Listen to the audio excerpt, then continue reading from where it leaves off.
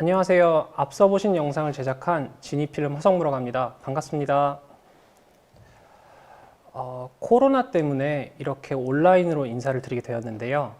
제가 사실 많은 분들을 촬영을 했지 이렇게 제가 카메라 앞에 서서 말씀을 드리는 거는 굉장히 낯설고 저도 어색하거든요. 그래서 제가 좀 어색하거나 실수를 하더라도 너그럽게 봐주시면 감사드리겠습니다. 아마 영상이 계속 진행이 되면서 제가 자연스러운 모습으로 변하는 거를 보시는 것도 관전 포인트가 될 것 같습니다. 저는 주로 박물관이나 미술관에 대해서 전시에 대한 아카이빙, 작가들에 대한 기록, 맥도날드나 신세계 같은 사기업들에 대한 영상 콘텐츠를 제작하고 있고요. 올해 여름에 R5 이제 공식 영상 코로나 시대 서울 영상을 제작하게 되면서 그게 인연이 돼서 이번 세미나를 진행하게 되었습니다. 네, 화면이 이제 나오네요. 사실 현업에서 일을 하다 보면은 카메라의 새로운 기능들을 잘 몰라요. 항상 제가 쓰던 것만 쓰고 새로운 카메라가 나와도 내가 쓰던 기능이 뭐 업그레이드가 됐나? 그런 것만 이제 관심이 있기 때문에 사실 뭐 EOS R5나 R6나 자세한 스펙이나 새로운 기능들에 대해서는 지금 보시는 분들께서 아마 더 잘 아실 수도 있어요. 그래서 제가 어떤 기능들에 대해서 설명을 드리는 거는 그렇게 유익하지 않을 것 같고 제가 현업에서 기능들을 어떻게 사용하는지 어떻게 활용하는지에 대해서 좀 천천히 얘기를 나눠보는 시간을 갖게 될 것 같습니다. 페이지를 넘어가겠습니다. 이번 세미나의 주제가 미러리스를 이용해서 만드는 시네마틱 영상인데요. 그래서 처음에 이 주제를 듣고서 시네마틱이 뭘까라고 고민을 정말 많이 해봤어요. 그래서 시네마틱에 대한 사전적인 정의는 연출, 카메라, 배우의 연기도 있을 수 있고요. 조명, 미술, 음악 여러 가지 이제 복합적인 요소들이 잘 어우러져서 멋있는 영상이 나왔을 때 그거를 시네마틱이라고 하는데요. 그러니까 쉽게 말씀드리면 영화인 거죠. 영화, 종합예술. 그런데 이제 근래에는 시네마틱이라는 말이 뭐랄까 어떤 감각적인 비주얼을 가진 영상을 좀 뜻하는 걸로 좀 받아들이고 있는 것 같아요. 그래서 시네마틱 영상의 요소들에 대해서 제가 말씀을 드리려고 하는데요. 아마 화면을 보시면 다 익숙하신 것들일 거예요. 24프레임, 그리고 이제 2.35대 1의 와이드한 비율, 그리고 얕은 심도, 그리고 카메라 무빙 등이 있을 텐데요. 오늘 제가 이제 이 요소들의 하나하나에 대해서 설명을 드리면서 얘기를 드리려고 합니다. 그래서 먼저 24프레임인데요. 저 같은 경우는 주로 24프레임을 이용해서 영상을 제작을 많이 해요. 박물관에 대한 컨텐츠도 그렇고 사기업에 대한 홍보 영상도 그렇고 저희는 24프레임을 많이 사용하는데 그 이유가 뭐냐면 저는 그 전통적인 영화 프레임이잖아요. 24프레임이 그 느낌이 좋기 때문에 내 영상이 그렇게 나오면 좋겠어서 24프레임을 주로 사용을 하는데요.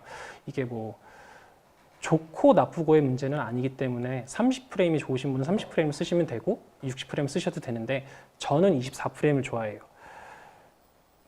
그래서 24프레임과 60프레임의 차이를 제가 좀 보여드리려고 하는데요. 한번 영상 보실게요. 앞서 나오는 게 지금 24프레임이고요. 이제 이게 60프레임 영상이거든요.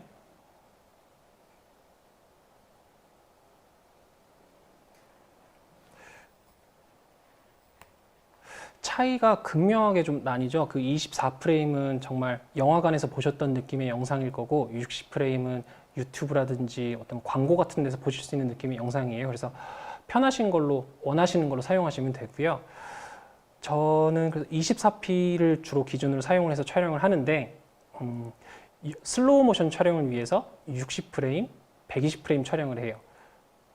그 24p 베이스에 60프레임을 촬영을 하면 한 2.5배 정도의 슬로우 모션을 걸 수 있는데요. 그 어떤 느낌이냐면 너무 느리지는 않지만 우리가 평소 보는 것보다는 조금 다른 느낌의 뭔가 조금 더 멋있는 느낌을 낼 수 있는 거죠. 그래서 여행 유튜버라든지 뭐 외국 영상들 이런 거 보시게 되면 광고나 뮤비에서도 쉽게 보실 수 있는 슬로우 모션의 느낌이 24p에 60p 슬로우 모션을 먹였을 때 나는 느낌이고요. 다음으로는 이제 120프레임이 있는데 이런 뭐 작은 손짓 하나에도 되게 웅장한 느낌이 나고 우리가 평소 눈으로 볼 수 없었던 순간들을 캐치해내기 때문에 드라마틱한 좀 연출을 하고 싶을 때 120프레임을 촬영을 하거든요. 이거를 아마 24프레임에 얹게 되면 약 5배 정도 슬로우 모션이 될 거예요. 그래서 저는 이렇게 활용을 하고 있고요.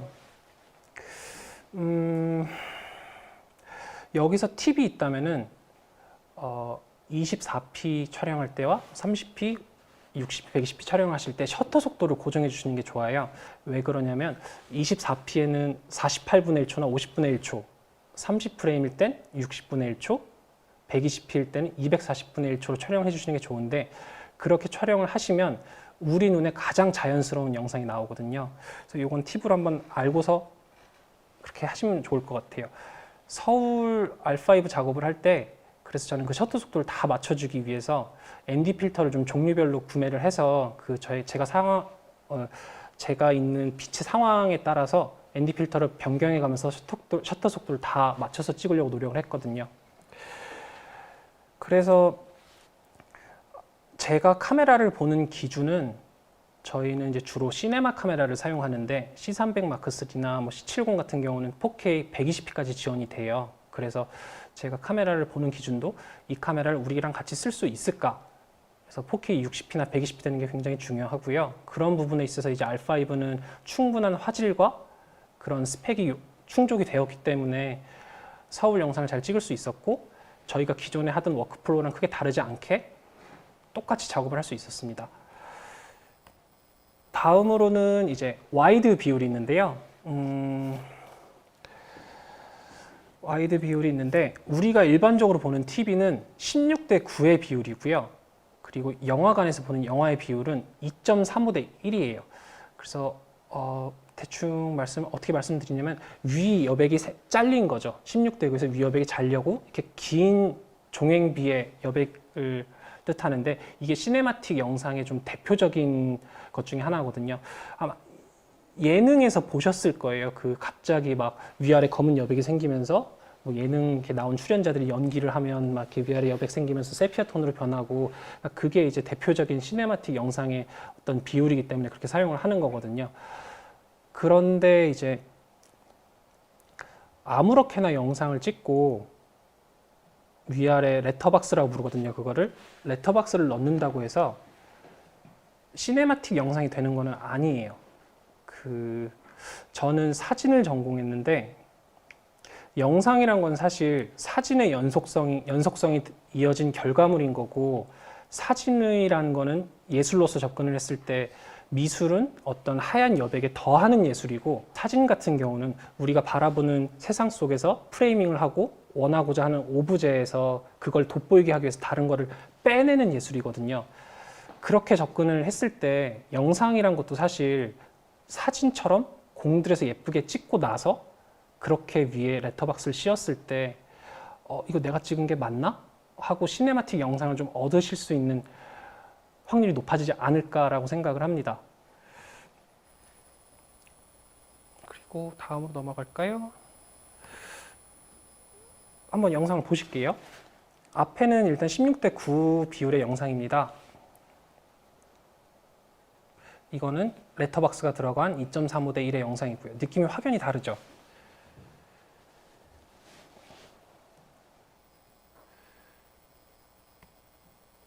아까 제가 말씀드렸던 것처럼 지금 이 전체 화면이 16대 9고요. 이제 옛날 TV 4대 3 빨간색, 그리고 영화관에서 보시는 게 2.35대 1이에요. 그래서 이거를 어떻게 2.35대 1로 만들지라고 궁금해하실 분들이 계시는데 R5 같은 건 다 16대 9로 찍히거든요. 구글이나 뭐 그런 검색 사이트에 시네마 레터박스라고 검색을 하시면 무료로 배포된 PNG 파일들이 있어요. 그거를 그냥 편집상에서 영상에 얹으시면 위아래가 여백이 생기면서 시네마틱 영상이 됩니다. 다음으로 또 시네마틱 영상의 특징은 얕은 심도인데요. 사진이나 영상이나 사실 주요 피사체에 초점이 맞고 뒤에 배경이 날아가면 언제 봐도 예쁘잖아요. 그래서 이거는 조금 기술적인 얘기를 제가 말씀드리고 싶은데요.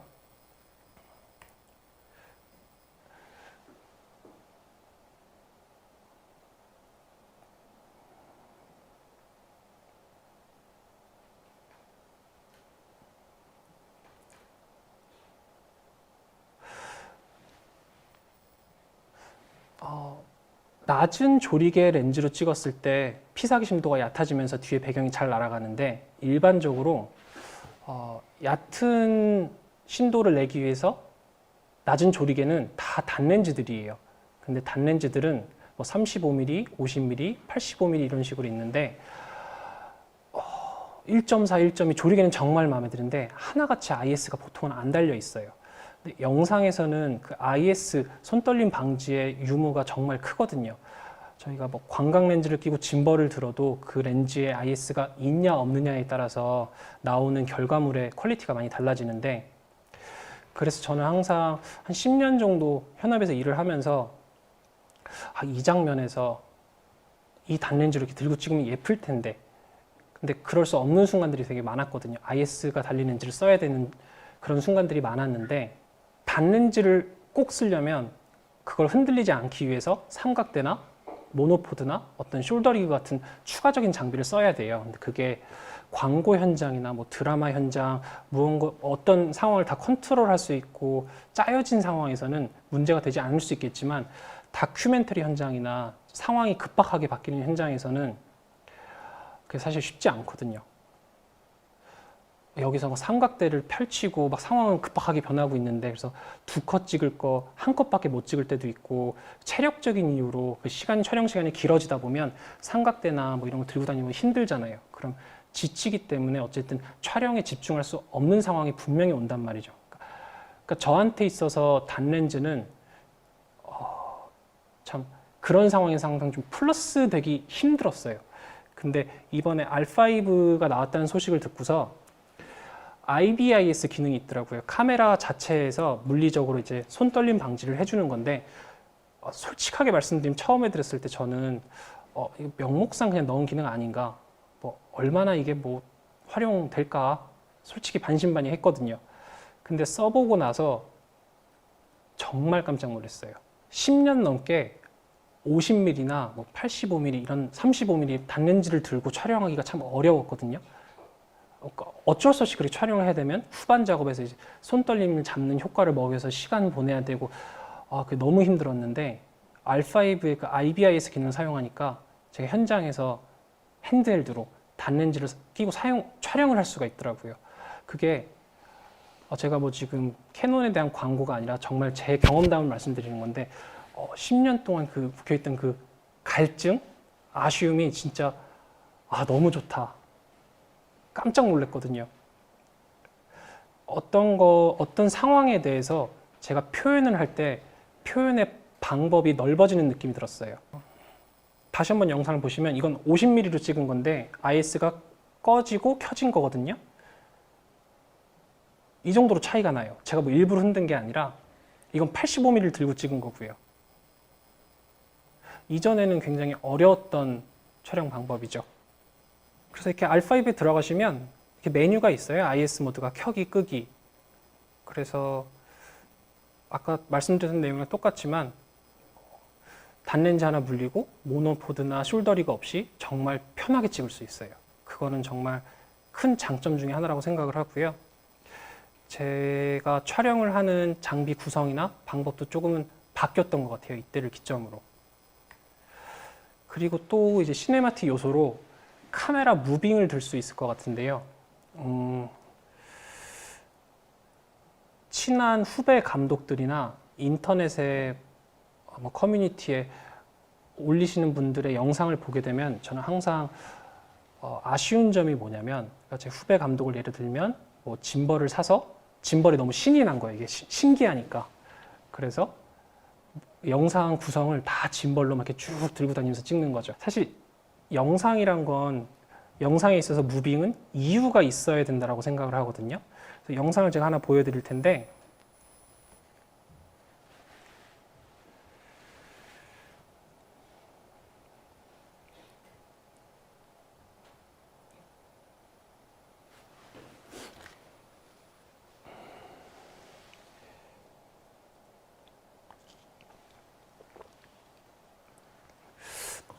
네, 제가 이번 서울 작업하면서 찍었던 영상들인데요. 홍대 거리에서는 그 교차되는 횡단보도에서 시민분들이 교차되고 지나가는 모습을 찍고 싶어서 옆으로 따라가면서 이동을 하면서 찍었고요. 뭐 물에 반영되는 커플의 모습이라든지, 아니 버스에 타는 시민들, 그런 약간 좀 적막한 모습을 저는 그때 느꼈는데, 그런 모습을 담기 위해서 핸드헬드로 픽스로 해서 찍었거든요. 저는 그래서 그 상황에 대해서 가치를 부여하고 어떻게 담을까 고민을 한 다음에 그 무빙을 들어간다고 말씀드렸잖아요. 근데 이거는 제가 딱 명확하게 말씀드리기가 어려운 게, 저는 오랜 시간 동안 많은 촬영을 해왔고 이 순간에는 이 화각대에 이 무빙이 들어간다라는 게 체득이 되어 있어요. 그래서 이 부분을 어떻게 하셔라 그러면 이 무빙이 여기에 적합하니까 시네마틱한 영상이 나올 거다라고 말하기는 굉장히 어렵거든요. 그래서 이걸 보시는 분들께서는 정말 많이 찍어 보셔야 되고요. 많이 봐야 되고 주변의 피드백을 많이 들어보셔야 돼요. 그렇게 하셨을 때 점점 더 시네마틱 영상에 가까워질 수 있지 않나라고 생각을 합니다. 아까 그 카메라 무빙 부분 때문에 저는 촬영을 할 때 카메라 세팅을 어떻게 하냐면, 최소 일단 2대 이상을 운영을 하거든요. 저희는 1635 광각 렌즈를 세팅한 C70이나 R5 하나 짐벌을 달아서, 그리고 단렌즈 세팅한 C70 하나, 그리고 C300 마크 3에 뭐 단렌즈나 줌렌즈를 세팅해서 슬라이더를 사용할 수 있게끔 이렇게 세팅을 하거든요. 그래서 저랑 이제 스태프들이 어떤 상황에 대해서 제가 이런 부분이 필요하니 슬라이더를 가져와서 이렇게 움직이면서 찍어줘라. 여기서는 짐벌 무빙으로 이렇게 들어가면서 좀 더 부각을 시켜줘라. 이런 식으로 좀 나눠서 진행을 하는데요. 사실 저는 이제 현업에 있기 때문에 카메라가 이렇게 여러 대를 해서 할 수 있지만, 이걸 보시는 분들께서는 R5를 3대를 사라고? 이건 좀 아닌데? 사실 이러실 수 있잖아요. 그러하기 때문에 그것만 좀 명심해 주시면 될 것 같아요. 짐벌 사셨다고 짐벌로만 쭉 찍는 게 아니라 그 상황에서 다양한 화각으로 풍성하게끔 영상을 구성하게 노력하신다면은 훨씬 더 시네마틱에 가까운 영상을 얻으실 수 있을 것 같습니다.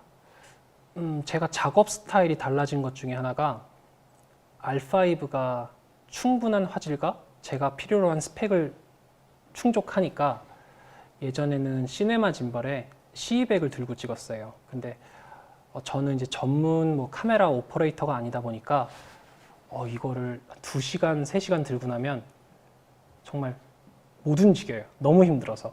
그래서 화면에 보시는 친구가 이날 처음 경험해보고 나서 10분 들고서 도저히 못하겠다고 감독님 주저앉은 거거든요. 그 순간을 찍은 거예요. 연출이 아니라. 그러니까 저희가 시네마 짐벌을 쓸 때는 몇 컷 더 찍으면 좋은데, 이게 타협을 하게 되는 게 있잖아요. 진짜 2컷 찍을 거 1컷 찍게 되고, 저기서 더 찍으면 좋을 것 같은데 힘들고, 또 찍는 순간에도 체력적으로 힘드니까 집중력이 떨어지고, 그런 부분이 좀 항상 아쉬웠는데, 이번에 R5를 경험하고 나서 C70을 또 구입을 했거든요. 저희가 소형 짐벌로 바꿨어요. 무게가 가벼워지니까 작업 퀄리티가 훨씬 좋아지더라고요. 그래서 저희는 촬영을 할 때 현장에 들고 가서 뭐 A캠으로도 쓰고 B캠으로도 쓰고, 뭐 클라이언트의 요청에 따라서 다양하게 이제 EOS R5와 시네마캠을 같이 활용을 하고 있습니다. 다음 영상으로는 이제 8K 로우 촬영에 대한 촬영인데요. 한번 일단 영상 보실게요.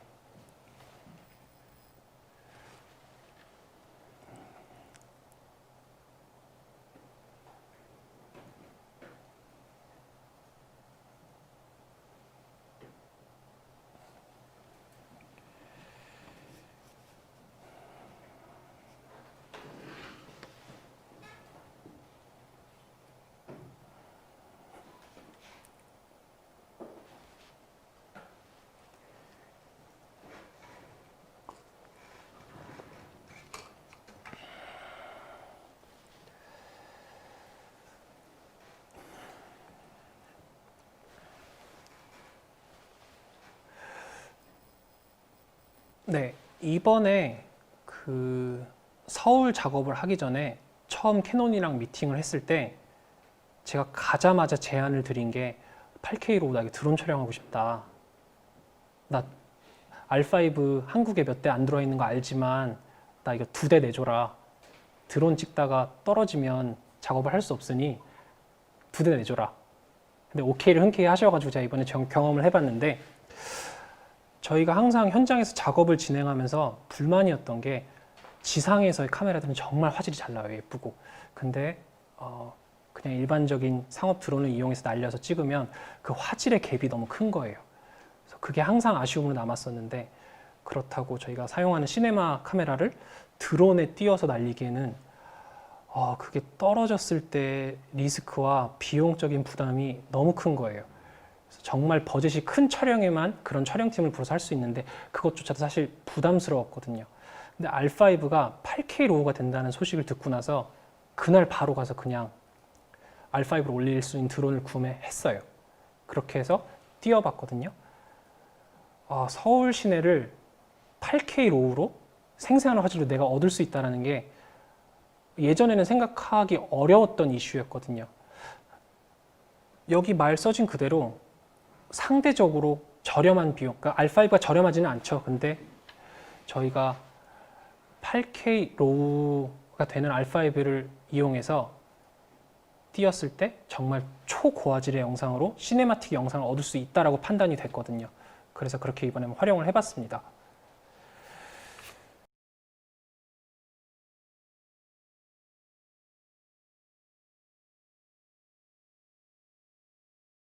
그리고 8K의 그 해상도로 줌인이 되었을 때도 얼마나 화질이 잘 나오는지에 대한 샘플 영상이거든요.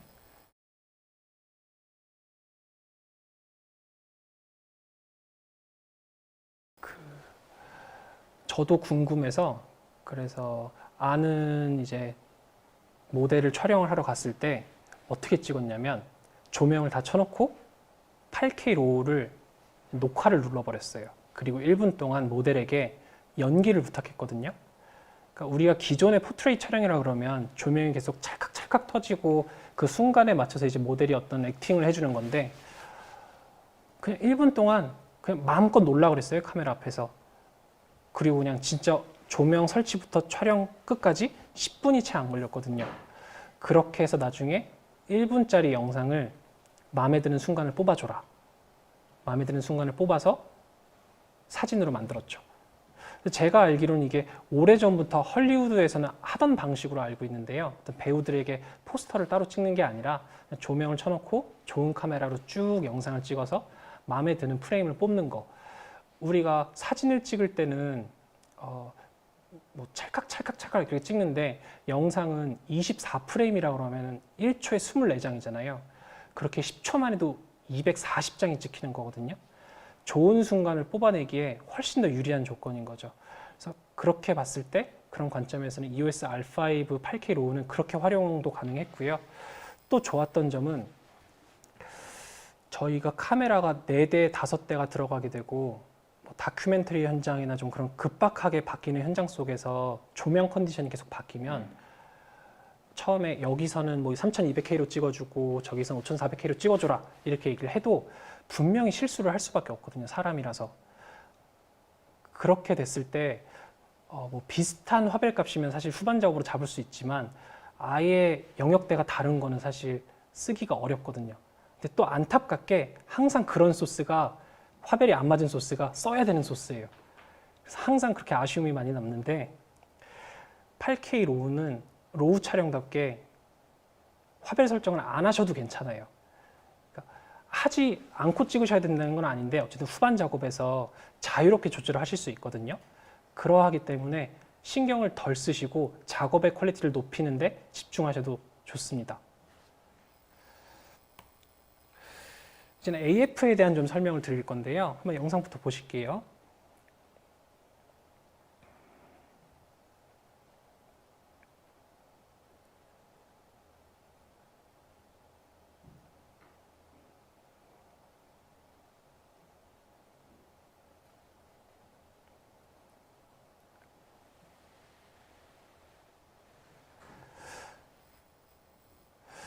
이게 사실 별거 아닌 것 같으시죠? 근데 저는 예전서부터 촬영을 했을 때 AF가 안 되던 시절부터 촬영을 했는데 정말 스트레스가 많은 순간이 어떤 거였냐면 인터뷰를 할 때 인터뷰이가 이렇게 앞으로 뒤로 왔다 갔다 하는 거. 지금 이 카메라도 저를 아마 초점을 잘 잡고 있을 거예요. 예전에 이게 안 됐거든요. 근데 85mm 1.2로 그 사람의 눈에 초점을 맞춰놨는데 예쁘잖아요, 인터뷰가. 근데 그 사람이 자꾸 막 이렇게 움직이고 귀에 초점 맞았다가 코에 맞았다가 그게 엄청 스트레스였거든요. 다큐멘터리 촬영에서도 사람이 다가올 때 어떤 동물이 갑자기 나타났을 때 그걸 순간적으로 대응해서 MF로 맞춘다는 거는 뭐 전문적인 포커스 플러라면 하실 수 있겠지만 그런 대형 프로덕션이 아닌 중소형 프로덕션 그리고 아마추어들은 사실 불가능에 가까운 것이었거든요. 근데 이번에 AF 성능이 정말 좋아져가지고 동물의 눈과 사람의 눈에 초점을 맞추더라고요. 지금 여기 보시는 이 갈매기가 제가 서울 영상을 찍을 때 이게 잠수대교 옆에 있는 그냥 공원이었어요. 그냥 제가 R5를 들고 그냥 돌아다니는데 갑자기 여기 왜 갈매기가 나타나지 하고 나타난 거예요. 깜짝 놀래가지고 그냥 카메라 전원을 켜자마자 앵글을 갖다 대고 그냥 녹화 버튼을 눌렀거든요. 초점을 잡더라고요, 그대로. 제가 이렇게 뭐 기다리고 있다가 잡은 게 아니라 제가 지금 말한 이 모든 과정이 4초 이내에 이루어졌어요. 키고 녹화. 근데 한 10초 정도의 영상 클립이 나왔는데 거의 모든 순간에 다 갈매기 눈에 초점이 맞아 있더라고요. 이거 예전으로서는 되게 어려운 일이었거든요. 그래서 이번 R5로 코로나 시대 서울에 촬영된 카메라 세팅이랑 촬영 방법에 대해서 말씀드리면요. 일단은 아까도 말씀드렸지만 R5를 2대를 사용했어요. 그리고 제가 요청을 드렸던 게 50mm 단렌즈, 85mm 단렌즈, 2470 그리고 70-200이었는데 2470은 제가 또 말씀을 드려야겠네요. 영상을 찍을 때 저는 주로 예전에는 2405를 많이 썼었어요. 근데 그게 왜 썼냐면 영상에서의 IS가 굉장히 중요한데 2405가 IS가 있었거든요. 그래서 2405 1부터 2까지 다 썼는데 항상 그 F4라는 조리개 값이 조금 아쉬웠거든요. 야외에서는 그래도 괜찮은데 조금 조명이 부족한 실내 그런 데서는 굉장히 ISO를 많이 높여야 되니까 그런 부분이 아쉬웠는데 그렇다고 2470을 쓸 수도 없고 2.8이지만 IS가 없기 때문에 근데 이번에 RF 렌즈 2470에는 IS가 달려서 나왔어요. 이게 거의 저한테는 예전에 뭐 술자리에서 우스갯소리로 2470 IS가 판타지야 뭐 이런 식으로 했던 얘기인데 그게 나왔더라고요. 그래서 이번에 썼는데 정말 만족스럽게 썼습니다. 영상 출력 자체는 아마 1080p나 이런 식으로 많이 나가는데 왜 4K 촬영을 하냐, 8K가 무슨 의미가 있냐라고 저한테 많이들 물어보시더라고요. 근데 사실 4K나 8K의 이점은 편집에서 있거든요. 그 1080p 기준이 되는 편집창에 영상을 올렸을 때 영상을 좀 줌인을 한다든지 그런 부분에서 굉장한 이점이 생기거든요. 그러하기에 일단 기본 촬영은 다 가능한 한 높은 해상도로 촬영을 했고요. 셔터 스피드는 아까 말씀드렸다시피 24프레임이면 48분의 1초가 없으면 50분의 1초. 그러니까 어쨌든 제일 근접한 셔터 속도에 맞추기 위해서 ND 필터를 다 종류별로 구매를 해서 항상 맞추면서 촬영을 했고 RF 렌즈 그리고 메모리 카드는 CF 익스프레스를 사용했습니다. 또 하나의 특징이 8K 타임레스였습니다. 저희는 주로 타임레스 기능을 사용할 때 어떻게 하냐면 로우 포맷으로 인터벌 촬영을 해요. 뭐 24프레임 기준이면 내가 10초를 쓸 거면 240장, 뭐 480장 이런 식으로 촬영을 하게 되는데 4천만 화소가 되는 게 400장, 500장 되면은 제 컴퓨터가 좋은데도 좀 부담이 되긴 하거든요. 그걸 이제 컨버팅하고 다시 이제 편집창에 올려서 그걸 영상으로 만드는 과정이 그것도 일인데 R5에서는 8K 타임랩스가 그냥 만들어져서 나와요. 내가 세팅한 노출 값에 세팅한 기간 동안 혼자 찍어서 영상으로 합성이 돼서 나오거든요. 그게 정말 편했어요. 저는 후반 작업을 안 해도 된다라는 게 정말 큰 메리트였습니다. 그래서 이제 정리를 하자면 아까도 계속 말씀드렸지만 저희는 주로 시네마 카메라를 많이 사용을 해요. 그래서 기존에는 솔직히 말씀드리면 미러리스를 같이 사용하기가 어려울 때가 많았었거든요. 그래서 똑같은 시네마 카메라를 준비하든지 이런 식으로 했었는데 그러다 보니까 이제 비용적으로나 뭐 체력적으로나 모든 게 부담일 때가 가끔 있었거든요. 근데 R5를 접한 이후로 저희가 많이 달라졌어요. 장비를 챙기는 거나 워크플로우나. 일단은 8K가 가지는 이점은 어마어마하고요. 짧은 인터뷰를 할 때 그러니까 프롬프터를 이용해서 딱 정말 정확히 3분짜리 인터뷰를 할 때는 8K 촬영을 저희가 해요. 원캠으로 촬영을 쭉 하면 풀샷으로도 쓸 수 있고 바스트샷으로도 쓸 수 있고 조금 더 클로즈업이 된 화면을 쓸 수도 있고 그게 굉장히 편하거든요. 카메라 한 대로 끝낼 수 있는 게 그런 이점이 있었고 4K 120p 같은 경우도 저희가 예전에 쓸 때는 뭐 1080p, 120p만 된다든지 그러니까 굉장히 제한적인 경우가 많았는데 사실 시네마틱 영상을 찍을 때 저희는 몰랐어요. 그러니까 120p가 없었기 때문에 뭐 있어도 쓸까 그랬지만 써보니까 다르더라고요.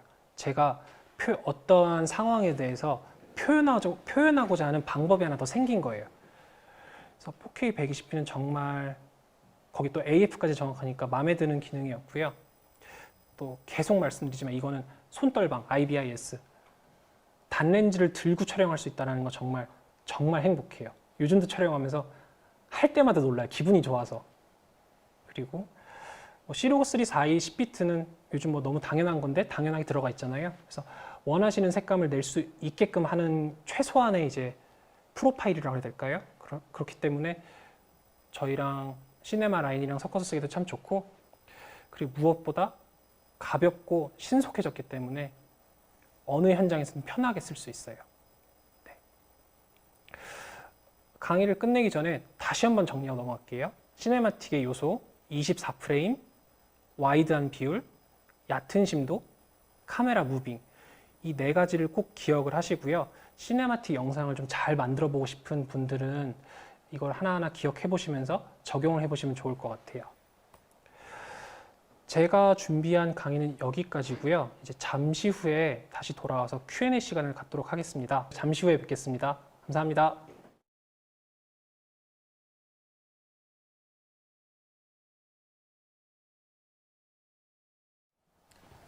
네, 안녕하세요. 오늘도 3일째 등장한 캐논 코리아의 류창환입니다. 오늘도 저는 질의를 맡게 될 텐데요. 우선 감독님 영상 얘기 정말 너무 잘 들었습니다. 네. 약간 다시 한번 좀 짚고 넘어가고 싶은 부분이 있는데 네. 되게 다양한 기능들을 얘기해 주셨잖아요. AF부터 손떨림 방지라든지 영상을 저희가 다시 한번 보면서 좀 간략하게라도 한번 짚고 넘어갈 수 있을까요? 네. 그러면 제일 처음 순서인 네. 그 24프레임과 60p 차이 영상부터 한번 보여드릴게요. 알겠습니다.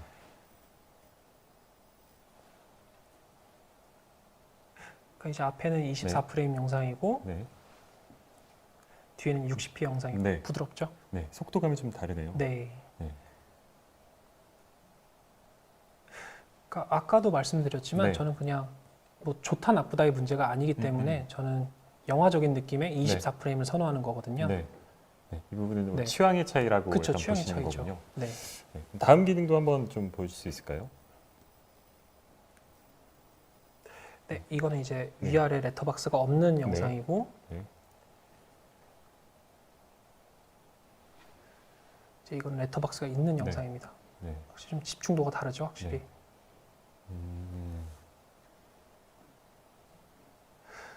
저는 그래서 영상 납품을 할 때 네. 일반적으로 레터박스를 다 넣어요. 아, 무조건요? 네, 그래서 관계자분들이 클라이언트께서 네. 아, 이거 빼주시면 안 되냐, 위아래도 나오면 좋겠다. 네. 우리 인스타그램에 올렸는데 너무 네. 작아 보인다. 네. 이러시기 전까지는 전 무조건 넣어서 드리거든요. 그렇지. 네, 어. 전 이 영화적인 느낌이 너무 좋은 것 같아요. 와이드한 비율이 네, 좀 더. 네, 그렇군요. 네. 네. 다음 영상을 보여드리면 네. 네.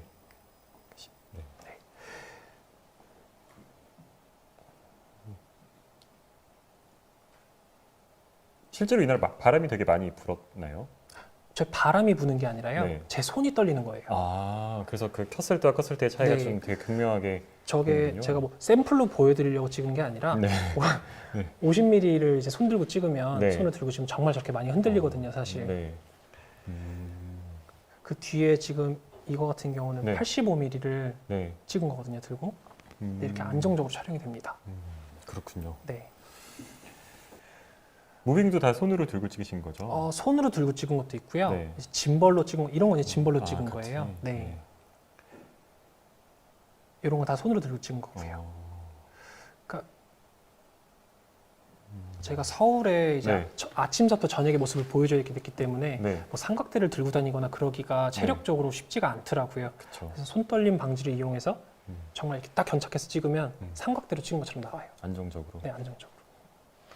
네. 네. 그리고 이제 아까 8K 로우로 활용한 드론 촬영이거든요, 얘가. 네. 이 허가를 받고 진행을 했어요. 반포공원에서. 그렇죠. 네. 서울에서 하려면 허가를 모두 받으셔야죠. 네. ND 필터 앞에 장착. 네, 장착. 네. ND8이었을 거예요, 제 기억에. 아, 네. 선글라스 낀 것처럼 굉장히. 네. 네.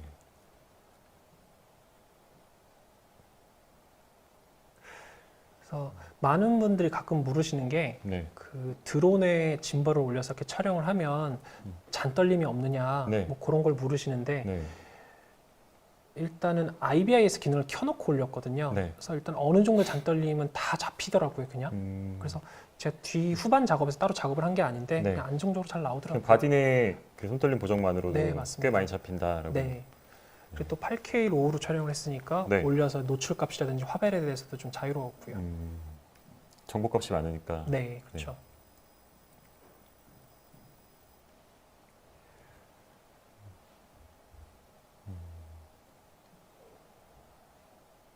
그 아까 말씀 주신 로그 값은 다 그냥 일반적인 캐논 로그 값으로 하신 거죠? 아, 네, 네, 맞습니다. 아까 로그 3 말씀하셨는데 그건 아마 제가 알기로 추후에 펌웨어 업데이트로 아, 아마 네. 될 예정이라. 네, 제가 네. 착각을 했는데 C로그예요, C로그. 네, C로그.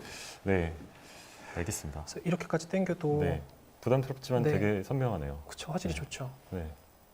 알겠습니다. 네. 네. 그래서 이건 이제 AF에 대한 영상이었는데요. 네. 이런 게 뒤로 이렇게 가잖아요. 네. 예전에는 짐벌 무빙을 앞뒤로 줄 때 네. 초점을 맞출 수가 없으니까 네. 그냥 초광각으로 해놓고 조리개를 조이고 찍었어요. 그냥 피사기 심도 안에 맞아 들게끔. 아, 그 안에서만. 네. 근데 그거랑 초점이 계속 맞는 거랑 굉장한 차이가 있다고 그렇겠죠. 생각하거든요. 네. 그게 가능해진 거죠, 지금은. 그래서 한강에서 갈매기를 그렇죠. 찍을 수- 네. 한강에 갈매기 있다고요. 그렇군요. 네. 아, 네. 이것도 이제 저조도의 AF에서 자전거가 다가오는 장면을 찍은 거였거든요. 다 잡더라고요. 어두워도 강하다. 네, 그렇죠. 그 말씀을 해주셨던 거고. 이것도 굉장히 근사한 영상이었어요. 타임레스 네, 영상도. 이것도 이제 어떤 작가님 작업실에 이제 작업을 하러 갔다가 네. 그 테라스에서 보이는 전망이었는데 8K 타임레스를 찍으니까 그렇게 잘 나오더라고요. 그렇게. 마지막은 저기 그 용산에 있는 네, 맞습니다. 국립중앙박물관. 네, 중앙박물관. 네. 그래서 이번 촬영하면서 좋았던 게 인터벌 촬영을 안 해도 되니까 일단 네. 데이터가 많지 않아서 좋았고요. 영상 하나만 딱 나오니까. 한 큐에. 그쵸. 네.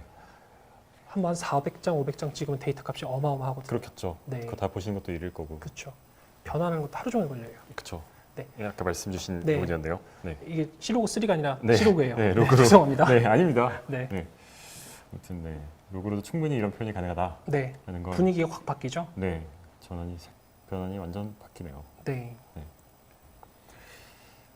네. 잘 봤습니다. 전체적으로 네. 너무 잘 어쨌든 영상과 같이 흐름이 되게 너무 좋았던 내용이었고요. 네. 그럼 저희가 일단 진행하면서 요 신청자분들 사전 질문을 좀 받았는데 네. 요거를 몇 개를 제가 말씀드릴게요. 한번 자유롭게 답변해 주시면 좋을 것 네, 같습니다. 알겠습니다. 첫 번째는 이제 시네마 스타일 톤을 다른 카메라의 로그 파일로 찍은 것을 동일하고 쉽게 톤을 변환시킬 수 있는가? 그러니까 그 아까 말씀드린 LUT라는 소스 가지고 매번 작업을 하시는데 작업마다 다른 색을 입히는지 그게 궁금하대요. 그러니까 아마 쓰시는 톤이 따로 있는 건지 아니면 상황에 따라 바뀌는 건지 그걸 물어보시는 것 같습니다. 죄송합니다. 질문 한 번만 다시 띄워주시겠어요? 네. 네. 제가 발음이 정확하지가 않아가지고 네. 다시 말씀드릴게요. 아니, 네. 저희가 네. 캐논을 저희가 주로 사용을 하는데 네. 캐논 안에서도 네. 다른 카메라를 쓰는 건 지향을 하는 편이에요. 되도록이면 네. 같은 센서를 가진 카메라를 사용을 하는데 같은 로그 값을 찍어도 네. 그 영상의 텍스처라든지 그 미묘한 색감이 조금씩 다르거든요. 근데 그 부분은 충분히 맞출 수는 있어요. 네. 근데 저는 이제 후반 작업에서 네. 그 수고를 들이고 싶지 않기 때문에 동일한 카메라를 보통 사용을 해서 그 로그 값들을 맞춰서 촬영을 하는 편이고요. 네. 네, 충분히 가능해요. 다른 카메라도. 그리고 러트, 그러니까 룩값 같은 경우는 네. 그러니까 저희는 일단 기본적으로 제가 추구하는 스타일은 네. 영상에 대한 정색 재현이에요. 근데 이제 그 부분, 그러니까 그게 좋을 때도 있지만 네. 또 다른 요구 사항을 들을 때도 있잖아요. 좀 그럴 이 수도 색감이 있죠. 어떠면 좋겠다. 네. 그럴 때는 이제 제가 갖고 있는 럿 값들이 몇 개 있거든요. 네. 뭐 이런 조명 환경에서 이 값을 먹이면 좀 더 시네마틱한다든지 좀 더 뭐 분위기 있게 바뀐다든지 그런 럿 값들을 제가 보유하고 있기 때문에 네. 필요에 따라서 그때 사용하는 편이에요. 네. 네. 알겠습니다. 그럼 다음 질문으로 넘어갈게요. 그 영상 촬영할 때 같이 사용하면 좋을 만한 그런 어떤 장비나 그런 도구들이 있을까요? 예를 들면 뭐 삼각대라든지 짐벌이라든지. 사실 기본적으로 다 있어야 되는 것들이죠. 네. 근데 그렇죠. 우선순위를 매기자면 제 네. 생각에는 짐벌, 삼각대, 마이크인 것 같거든요. 짐벌이 제일 먼저. 그렇죠. 그러니까 왜냐하면 예전 같은 경우는 손떨림 이런 거에 대해서 네. 좋지 않았을 때는 네. 그게 어려웠는데 이번에 써보니까 저도 원래는 삼각대 먼저 말씀드렸을 텐데 네. 요번에 이제 좀 생각이 바뀌었거든요. 네. 짐벌로도 일단 충분히 삼각대 효과를 낼 수 있고 네. 그 다음에 핸들들을 들고 찍어도 삼각대 효과가 나기 때문에 네. 그래서 뭐 인터뷰라든지 어떤 네. 자연의 어떤 뭐 소리 이런 수음이 중요한 게 아니시라면 네. 뭐 짐벌, 네. 삼각대, 마이크 이렇게 구입을 마이크. 하시고 또 하나 좋은 게 있다면 글쎄요 슬라이더. 슬라이더. 네. 네. 리그는 잘 안 쓰시나요? 많이들 쓰시는데 네. 개인적으로는 제가 선호하지는 않아요. 저 어깨에 이렇게 견착을 하고 찍는 게 네. 그러니까 뭔가 다른 구도로 바꾸거나 뷰 포인트를 바꿔줄 때 네. 그게 좀 불편하더라고요. 아, 근데 편하게 쓰시는 분들도 많으세요. 오히려 네. 짐벌이 더 편하셔서. 그렇죠. 그리고 요즘 이제 그 일반 그러니까 사람들이 네. 영상에 대해서 좀 더 이렇게 빠르고 이렇게 네. 소비되는 그런 시대잖아요. 네. 그래서 영상에 어떤 이렇게 무빙이 들어가고 그렇게 해야 좀 더 이렇게 사람들이 시선을 끌 수 있고 재미있는 영상이 나오기 때문에 저는 짐벌을 먼저 살 것 같아요. 알겠습니다. 네. 짐벌이 가장 먼저. 네. 다음 질문은 시네마틱한 영상을 촬영을 할 때 어떤 장비들을 활용하여 어떻게 담아내는지, 그리고 촬영을 하기 전에 편집에 대한 구상을 어떻게 하시는지, 실무에서 활용되는 이야기들을 좀 듣고 싶다고 하셨거든요. 정말 그냥 제 실물을 말씀드리면 네. 되는 거죠. 네. 일단은 아까 반복적으로 말씀을 드리지만 일단 네. 저희는 시네마 카메라를 사용해요. 네. 거기에 그 정말 밝은 닿는지들 네. 그리고 시네마 뭐 짐벌, 네. 시네마 슬라이더 이런 것들을 사용하는데 사실 이런 장비가 중요한 건 아니에요. 네. 그 뭐 아이폰으로 찍은 광고도 있고 그런 것들을 보면 충분히 시네마틱 하잖아요. 광고 같고. 네, 그렇다고 하죠. 아이폰으로 네, 찍은 일단, 광고 그런 게 있는데 일단 알겠습니다. 네. 네. 그 저희가 있어서 시네마틱 영상의 사실 네. 가장 포인트는 그런 장비도 중요하지만 네. 영상에 그러니까 서사가 없는 영상은 많아요. 근데 서사가 없는 영화는 없거든요. 달리 얘기하면 스토리라고. 그렇죠. 네. 그러니까 서울 이번에 작업 같은 경우도 네. 굉장히 간단한 플로우예요. 사실 네, 네. 그 코로나 시대에 있어서 네. 서울의 아침서부터 저녁에 우리의 달라진 삶이거든요. 네.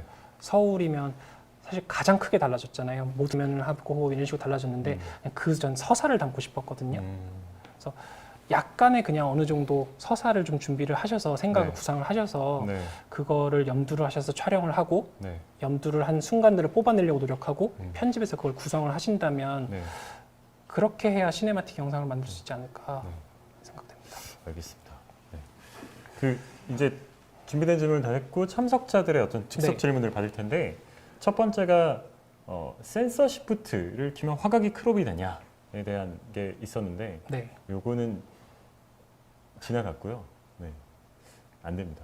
아무튼 다음 질문은 그 아나모픽 렌즈에 대해서 궁금하다고 말씀 주셨는데 얕은 네. 심도로 시네마틱의 그런 아나모픽 렌즈를 활용하면 어떤지에 대해서 아마 물어보신 것 같아요.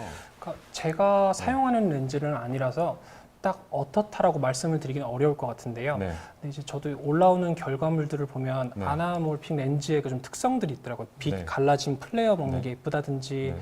이 화면 비율의 어떤 그 묘한 그 느낌이 있더라고요. 거기서 오는 저는 딱 여기까지만 말씀드릴 수 있거든요. 아, 사실. 그래요? 네. 네, 제가 뭐 즐겨 네. 사용하는 렌즈가 아니라서 네.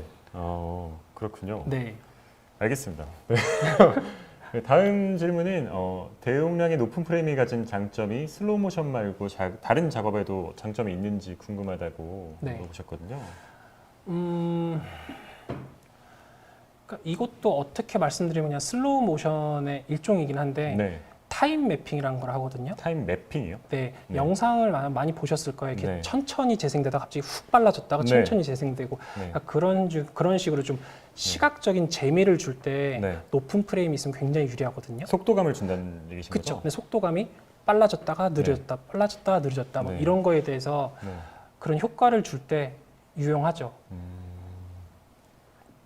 그렇군요. 네. 속도감 빨랐다 느렸다. 네, 알겠습니다. 그 최종 마스터 파일이 24프레임이잖아요. 네. 그랬을 때 60p나 120p 촬영 시에 가졌을 때, 그러니까 좀 더 빨리 했을 때 그런 가진 장점이 있을까요? 그걸 물어보셨는데. 최종 마스터 파일이 24프레임인데 네, 60p나 120p 촬영 시 가진 장점이 있을까요? 네. 그러니까 아마 24p가 아까 취향이라고 말씀하셨는데 네네. 60p나 120p 촬영을 했을 때는 네. 어떤 장점이 있냐에 대해서 물어보신 것 같아요. 그러니까 제가 이해하기로는 최종에 이제 나오는 파일이 24프레임인데 네, 60p나 120p 촬영을 했을 때 어떤 장점이 있느냐? 네, 이거를 제가 아까 팁을 말씀을 못 드렸네요. 네, 저 같은 경우는 슬로우 모션 촬영을 할 때 네, 일단 기본적으로는 24프레임을 촬영을 하지만 네. 이 순간은 슬로우로 있어야 된다라고 하면 60p나 120p를 촬영을 해요. 네. 근데 그게 매번 메뉴 들어가서 바꿔주고 그러는 게 번거롭거든요, 그쵸. 사실. 그래서 그게 번거로우시면은 그냥 60프레임으로 쭉 찍으셔도 돼요. 그렇게 하고요. 네, 그렇게 하고 네. 24p 기준의 네. 그 편집창을 만들어 주신 다음에 네. 이 부분은 내가 슬로우를 써야겠다. 그러면 슬로우를 쓰실 수가 있거든요. 60프레임으로 촬영을 하면 네. 그렇게 좀 자유롭게 하실 수가 있어요. 상황에 따라서 의도에 따라서 자유롭게 그렇죠. 만약 추후에 여행을 가서 영상을 찍는데 네. 뭐 계속 바꿔가면서 찍을 수 없잖아요. 그럴 때는 60p로 다 찍으세요. 아, 그게 뭐 일반적인 24p, 60p 바꿔가면서 찍은 거랑은 조금 결과물의 차이가 약간은 있어요. 근데 저는 이제 현업에서 있고 이거를 정말 어떻게든 퀄리티를 높여서 납품을 드려야 되기 때문에 네. 그거를 변경하면서 찍는데 그렇지 않고 일반적인 목적에서는 60p로 쭉 찍고 편하게 쓰시는 게 가장 좋아요. 알겠습니다. 편한 게 제일 좋다. 카메라는 이제 미러리스가 두 개인데 하나는 단렌즈로 전체를 촬영할 예정이고 하나는 카메라 무빙을 사용하려고 한다. 이랬을 때 그 감독님 시네마랑 R5의 조합은 어떤가요? 그러니까 아마 네. 시네마 카메라랑 R5를 조합했을 때 어떤 느낌인지 아니면 어떻게 사용하시는지 이걸 궁금해하는 것 같아요. 그러니까 저희의 실제적인 좀 사용 사례를 들어두면 네, 일단은 시네마랑 R5는 잘 섞여요. 네, 무조건 잘 섞여요. 같은 제조사에서 네, 같은 만들었습니다. 제조사에서 만들었고 센서가 비슷해서 네. 잘 섞이는데 네. 저희가 이제 달라진 게 뭐냐면 일반적으로 짐벌을 사용을 할 때는 네. 광각 렌즈를 끼잖아요. 네, 근데 저 같은 경우는 사실 35mm나 네. 50mm 약간 좀 더 표준 줌에 가까운 화각대를 네. 짐벌에 올리는 걸 더 선호하거든요. 왜 그러시죠? 뭐 예를 들어서 우리가 정적으로 어떤 35mm, 50mm로 어떤 오브제를 촬영한다라고 했을 때 네. 그거에 내가 필요한 무빙이 들어가면 훨씬 더 예쁠 수 있는 순간들이 있잖아요. 그게 광각보다는 표준에 가까울수록 좀 더 극적으로 보이기 때문에라고 이해해도 될까요? 그렇죠. 그러니까 네. 광각밖에 안 돼서 그 순간을 짐벌을 광각을 쓸 수밖에 없는 거랑 네, 내가 35mm, 50mm도 짐벌에 올려서 쓸 수 있어서 그 오브제에 대해서 그렇게 해석을 해서 찍는 거랑 분명히 다른 얘기거든요. 그래서 네. R5 짐벌을 올리고서 좀 좋았던 게 R5 자체가 일단 작고 가볍잖아요. 네. 그래서 35mm, 50mm 단렌즈가 일반적으로 조금 더 무거운데 네, 그 페이로드를 소화를 하더라고요. 가벼우니까. 그렇죠. 그 네. 짐벌의 모터 힘이 버티기 때문에 네. 50mm 같은 경우로 짐벌을 써도 굉장히 독특한 느낌이 나요. 음. 그래서 그 어떤 가수의 뮤직비디오에서도 네, 망원의 렌즈를 짐벌에 올려서 이렇게 쭉 찍었더라고요. 네. 그래서 그런 그러면 이 시네마 카메라랑 같이 썼을 때는 좀 네. 조합이 어떻게 활용을 하시죠, 보통? 요즘 저희 활용하는 거는 네. 시네마 라인은 이제 뭐 슬라이더나 네. 삼각대에 올리거나 네. 뭐 그런 식으로 좀 활용을 조금 하고 더 고정형으로 그쵸, 사용하시고 조금 더 고정형으로 쓰고 이걸 짐벌 가지고 좀 더 사용하시는 그쵸. 형태로. 네, 알겠습니다. 만족스럽습니다. 알겠습니다. 다음 질문인데요. 줌 렌즈로 영상 촬영은 줌을 하기 위해서 보통 사용할 텐데 줌밍 속도는 보통 어느 정도 속도로 해놓고 사용하시는지. 그러니까 시네마 렌즈 중에 줌이 되는 렌즈들이 있어요. 시네 서버 렌즈 네네 같은 맞습니다. 거 근데 말씀하시는 사실 거죠? 네. 그런 렌즈가 아니라면 우리가 네. 일반적으로 뭐 RF나 EF 렌즈를 이렇게 돌려서 줌을 하기에는 그렇게 예쁘지는 않아요. 예쁘게 나오기가 어려워요. 그래서 저 같은 경우는 줌을 어떻게 활용하냐면 이렇게 순간적으로 확 돌려서 그 네. 컷은 아예 잘라서 안 쓸 생각으로 음, 그 부분은 돌아가는 순간은 안 돌아가는 쓰고 순간은 잘라내고 그쵸, 그 잘라내고. 앞뒤만 그쵸. 쓰시는군요. 그렇게 사용을 하고요. 네. 그리고 요즘 같은 경우는 이제 4K가 많이 이제 보편화가 돼가지고 네. 이거 이 정도면은 나중에 후반 작업에서 충분히 땡기면 활용할 수 있겠다. 스케일업해서 쓸 수 있겠다. 그래서 보통 그런 식으로 활용을 하죠. 확 돌리는 건 거의 이렇게 팍 돌리는 그쵸. 정도. 아, 네. 네, 알겠습니다. 부드럽게 돌아가기가 쉽지가 않아요. 그렇죠. 네. 줌이 그렇게. 네, 연습 많이 네. 하셔야 될 거예요. 아, 네. 네. 알겠습니다. 아마 시간 관계상 마지막 질문이 될 것 같은데 네. 영상 촬영에 대한 파일들 용량이 어마무시할 것 같은데 관리 보관 어떻게 하시는지. 저희는 일단 클라이언트 계약서를 쓸 때 네. 파일 보관에 대한 일단 기간을 적어요. 뭐 1년이다, 기간? 네. 뭐 2년이다 네. 그런 식으로 적고요. 네. 그리고 이거는 답이 없어요. 하드를 많이 사셔야 돼요. 아, 네. 저희 8테라짜리 4개, 5개 이렇게 사고 네. SSD도 막 5테라, 6테라 이렇게 사용을 하고 네. 그거밖에 방법이 없습니다. 그냥 테레사에 사시네요, 거의. 그렇죠. 알겠습니다. 네. 오늘 정말 되게 영상에 대한 그런 부분들 많이 얘기를 해주셔서 특히나 또 굉장히 좋은 샘플도 함께 같이 볼 수 있어서 좋았고요. 네. 마지막으로 오늘 강의에 대해서 어떻게 느끼셨는지 총평 간단하게만 말씀해 주시면 좋을 것 같습니다. 제가 많이 어설프고 네.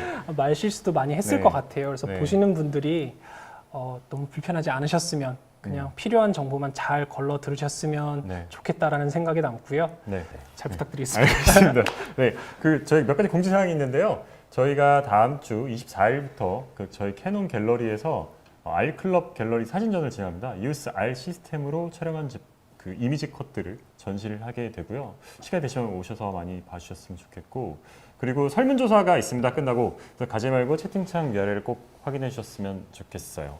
네, 그럼 오늘 이쯤에서 마무리를 하도록 할까요? 네.